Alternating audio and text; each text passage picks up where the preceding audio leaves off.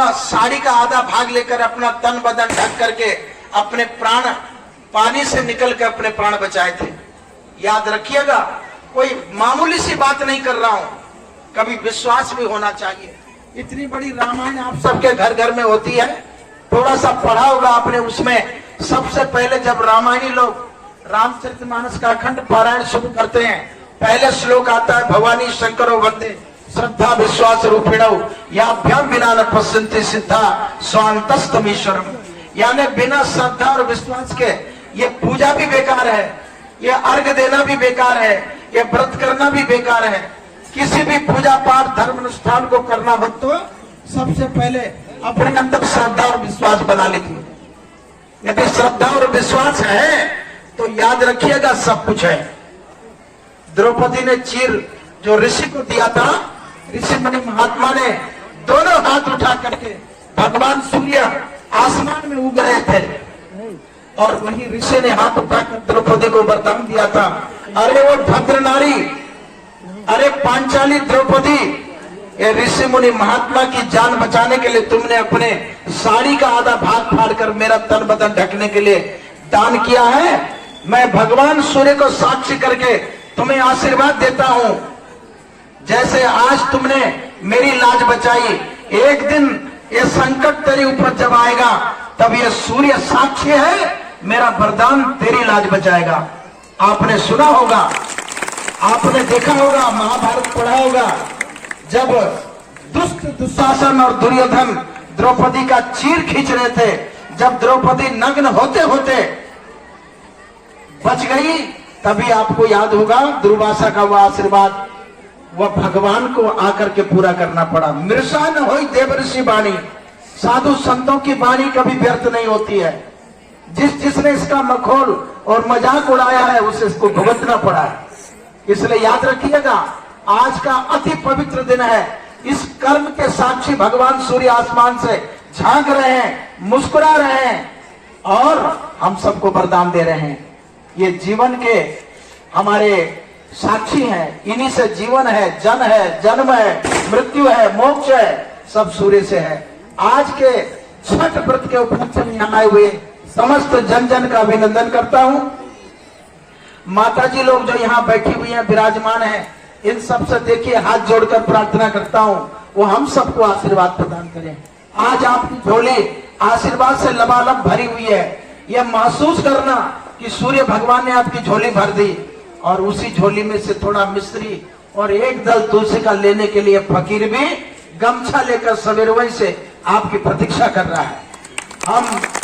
मैंने विगत वर्ष भी आपको ये बात बताई थी, हर वर्ष बताऊंगा कि सिद्धपीठ हथियारा मठ का मठाधीश सरकार कहता है और वो अपने महल से नहीं निकलता है, मगर मैं बिना कुछ सोचे समझे, मुझे उम्मीद है मेरे यहां तक आने की आप कदर करेंगे।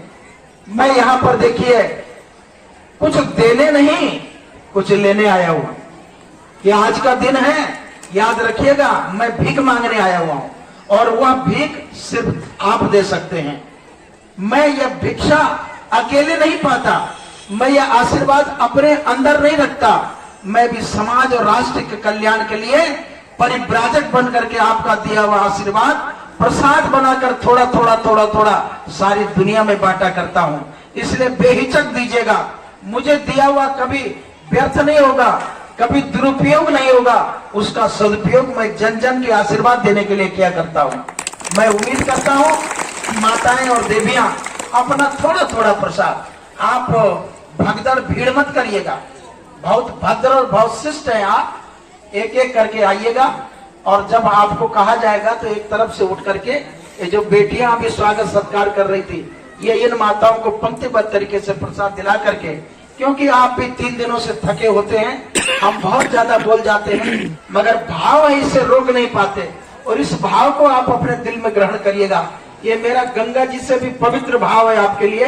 यदि आपने ये मेजोरिटी, ये यूनिटी, ये संगठन, ये संघ बना के रखा तो याद रखिएगा आने वाले वर्षों में इस हथियाराम गांव की चमक को देख करके लोग कहा करेंगे कि यह गांव साधु महात्माओं के आशीर्वाद से, यह गांव बुढ़िया माई के आशीर्वाद से, यह गांव छठ करने वाली माताओं के आशीर्वाद से फला और फूला है।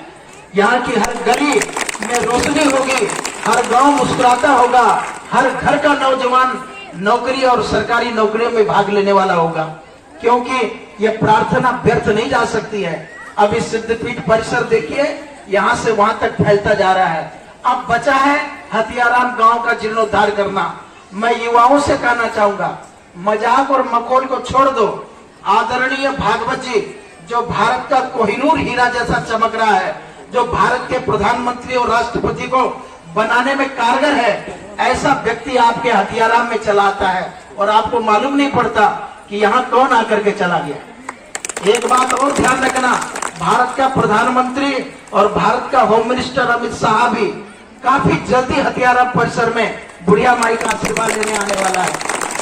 इसलिए हथियाराम गांव के युवाओं, बुजुर्गों, माताओं और बहनों, थोड़ा ध्यान रखना। मेरी बात को आप बहुत हल्के में ले लेते हैं। मैंने 2-4 वर्ष पहले कहा था, माताओं तुमने जो तपस्या की ये आगे फलने वाली है। देखिए सरोवर आपके सामने बन करके तैयार है। ये जो हमारे ठेकेदार हैं, कहाँ हुआ हो, मधु भैया हुआ आगे। खैर ये लोग थोड़ा विलंब कर रहे थे, वरना ये फलेगा फूलेगा। और मैं फिर कह रहा हूं कि आप अपनी गलतफहमी निकाल लीजिए। हथियाराम मठ का परिसर भी आपका है, यहाँ की सड़कें भी आपकी हैं, हम भी आपके, ये सरोवर भी आपका है और आप ही का रहेगा। हम सब तो आते और जाते रहते हैं। हमारे 25 गुरु लोग आए, कहाँ हैं? आए और मैं भी आया हूं, जल्दी जाऊंगा। आप ये मत सोचिएगा कि कबले रहोगा, मैं भी जल्दी जाऊंगा और आपको मुझे याद करना पड़ेगा, क्योंकि मैं दिल की गहराई से आपके लिए भगवान से प्रार्थना किया करता हूं कि हे माँ बुढ़िया माई, इस गांव का भी जीर्णोद्धार कर देना, इस गांव का उद्धार कर देना, यहाँ के नौजवानों में भक्ति भाव भर देना। क्योंकि मैंने हथियाराम गांव के युवाओं को, यहाँ के रहने वालों को महानगर मुंबई में जाकर देखा। यहाँ तो आप हमको गरियाते हैं, मगर मुंबई में मैंने जाकर देखा, हमारी कथा सत्संग सुनते हैं। तो कुल मिलाकर के प्रेम तो आपके दिल में आई है, और मैं अपनी सच्ची तपस्या तब समझूंगा जब हथियाराम गांव के हर जन जन के मन में अपनी जगह बना लूंगा। आपके हर मन को मंदिर बनाने की कोशिश करूंगा और आपको मुझसे प्यार करना ही पड़ेगा। आप जितना विरोध करिए, आने वाले वर्षों में आपको याद करना पड़ेगा। मैं फिर एक बार आपको दिल की गहराई से धन्यवाद देता हूं। सभी आबाल वृद्ध नारी को सम्मान करता हूं और यह छठ व्रत के लिए बहुत बहुत बधाइयां करता हूं। आपने मिलजुल करके प्यार से, प्रेम से इस परिसर को भी सजा दिया है, यहाँ भी 4 चांद लगा दिया है। हम एक मंत्र पढ़ेंगे, साना भवतु सानो भुनक्तु। जब हथियाराम के लोग या इस मुल्क के लोग एक जगह बैठेंगे, एक जगह खाएंगे, एक जगह मीटिंग करेंगे, मिलजुल कर काम करेंगे, तो याद रखिएगा संगे शक्ति कलयुगे। कलयुग में अकेले चना भार नहीं झोंक सकता।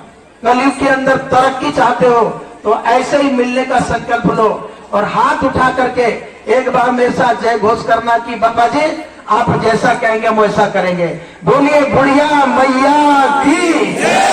हम सब मिलकर के आने वाले वर्षों में इसी तरीके से अनुष्ठान आदि में भाग लेते हैं। धन्यवाद करते हैं। वो बेटी स्वागत का गीत गाना चाहती थी, अगर उसकी इच्छा हो तो आकर करे और एक एक माता जी आकर के अपना आशीर्वाद हम तक देती जाए और शेष प्रसाद इन युवाओं को भी दीजिएगा। देखो भाई, जो केला, सेब, अमरूद, आम मिलेगा वो आपको दिया जाएगा, और जो मिश्री और कौन चीज हो, तुलसी पत्ता, वो हमारा आप छीनिएगा। कुछ लोग झपट्टा मार लेते हैं, देखिए हमारा तुलसी उलसी मत लीजिएगा। और जो फल मिलने वाला है वो आपको देने